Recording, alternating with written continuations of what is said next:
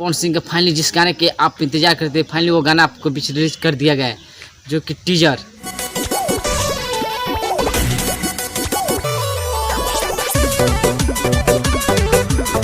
Welcome two माय new channel भोजपुरिया information. आप लोगों का स्वागत है।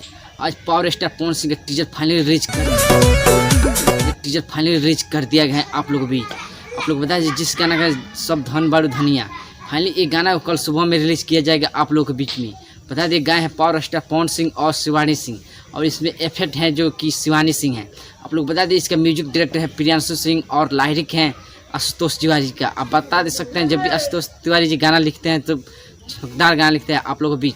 अगर मेरी वीडियो आप लोग पसंद आए तो प्लीज़ मेरी वीडियो को लाइक कर दीजिएगा और मेरे चैनल सब्सक्राइब कर दीजिएगा। तब मिलते हैं नेक्स्ट वीडियो में।